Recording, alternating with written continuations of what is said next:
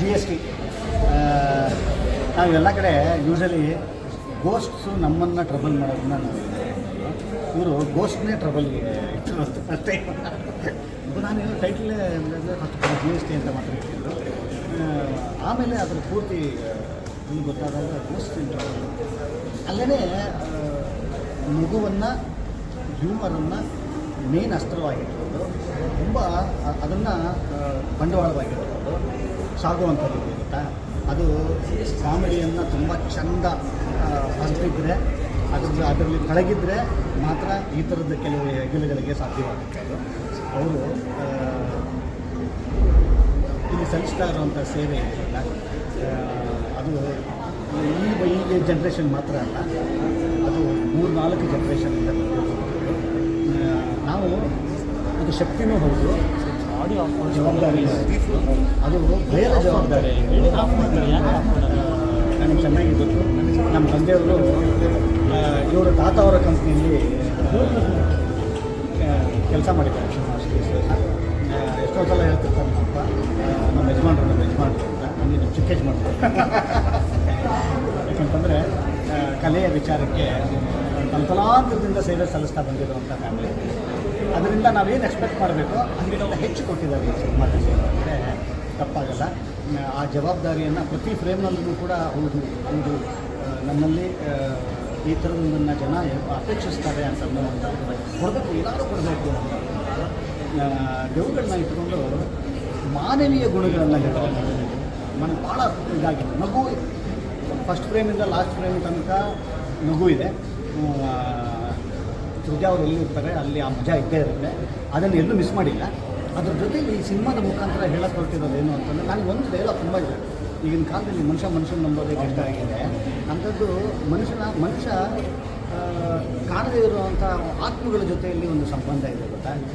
ಆತ್ಮಗಳ ಮುಖಾಂತರ ಮಾನವೀಯ ಮೌಲ್ಯಗಳನ್ನು ಹೇಳುವಂಥ ಪ್ರಯತ್ನ ಈ ಸಿನಿಮಾದಲ್ಲಿ ಅಂತ ನಾನು ಗಮನಿಸಿದ್ದು.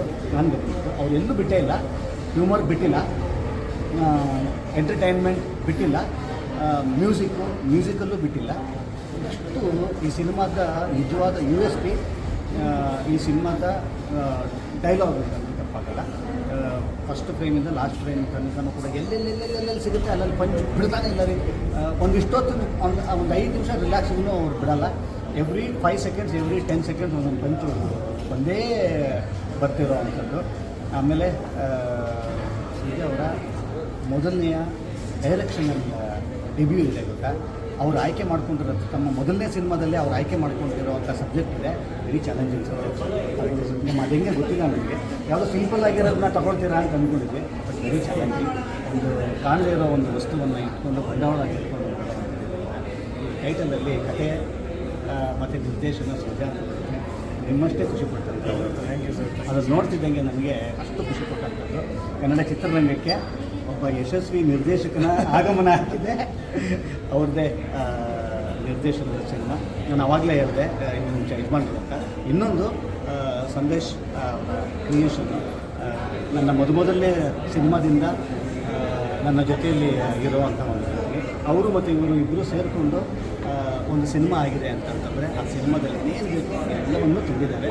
ಎಲ್ಲ ನಟನಟಿಯರಿಗೆ ಸೇರಬೇಕಾದಂಥ ಕ್ರೆಡಿಟ್ಸ್ ಇದು. ಯಾಕಂತಂದರೆ ಒಬ್ಬೊಬ್ಬರು 10 ನಿಮಿಷ 5 ನಿಮಿಷ ಬಂದ್ರೂ ಕೂಡ ಆ ಟೈಮಲ್ಲಿ ಅವರು ಹೀರೋಗಳಾಗಿದ್ದಾರೆ.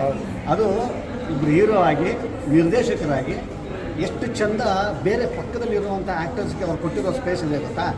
ಅವ್ರು ಸ್ಕೋರ್ ಮಾಡಲಿ ಅಂತಂಥದ್ದು ಅಲ್ಲಿ ಸೃಜಾ ಅವರು ನಿರ್ದೇಶಕರಾಗಿ, ಕಲಾವಿದನಾಗಿ ಗೊತ್ತು ನಾವೆಲ್ಲರಿಗೂ, ನಿರ್ದೇಶಕನಾಗಿ ಗೆಲ್ಲೋದು ಯಾವಾಗ ಗೊತ್ತಾ, ಪಕ್ಕದಲ್ಲಿರುವಂಥ ಕ್ಯಾರೆಕ್ಟರ್ನ ಹೀರೋ ಅಷ್ಟೇ ಅದಕ್ಕೆ ಪ್ರಾಮಿನೆನ್ಸ್ ಕೊಡುವಂಥದ್ದು. ಅವರು ತನ್ನ ಅಚೀವ್ಮೆಂಟಲ್ಲಿ ನಟಿಸ್ತಾರೆ. ಒಟ್ಟಾರೆ ಒಂದಿಷ್ಟು ಕೈಗಳು ಸೇರಿರುವಂಥ ಒಂದು ಸಿನಿಮಾ.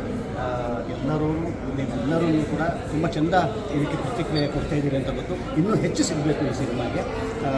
ನೀವೆಲ್ಲರೂ ಒಂದು 2 ಗಂಟೆಗಳ ಕಾಲ ನಗಿಸುವಂಥ ಒಂದು ಅದ್ಭುತವಾದಂಥ ಸಿನಿಮಾ ಇವತ್ತು ಬಂದಿದೆ. ನಿಮ್ಮೆಲ್ಲರ ಪ್ರೀತಿ, ವಿಶ್ವಾಸ, ಆಶೀರ್ವಾದ ಈ ತಂಡದ ಮೇಲೆ ಇರಲಿ ಅಂತ ಹೇಳ್ತೀನಿ. All the best to the entire team of GST. God bless. Thank you.